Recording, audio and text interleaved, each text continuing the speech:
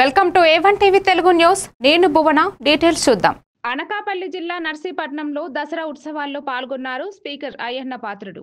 శరన్నవరాత్రి ఉత్సవాల్లో భాగంగా నర్సీపట్నంలోని దుర్గా మల్లేశ్వరి అమ్మవారి రాష్ట్ర శాసన సభాపతి శ్రీ చింతకాయల అయ్యన్న పాత్రుడు ఆయన సతీమణి పద్మావతి దంపతులు దర్శించుకున్నారు. ఆలయానికి విచ్చేసిన స్పీకర్ దంపతులకు ఆలయ కమిటీ, దేవాదాయ శాఖ అధికారులు, అర్చకులు మేళతాళాలతో పూర్ణ కుంభంతో ఘనస్వాగతం పలికారు.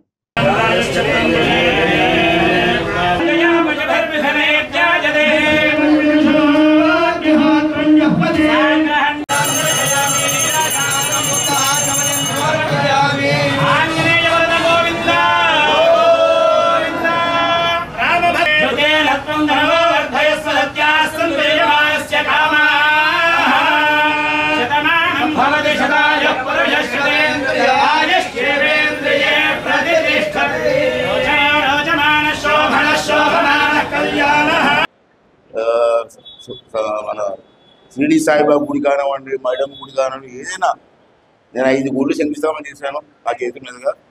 5 గుళ్ళు కూడా బ్రహ్మాండంగా ప్రజలతో ఆదరణ పొంది ప్రజలతో భక్తి శ్రద్ధతో వచ్చే అవకాశం కలిగింది.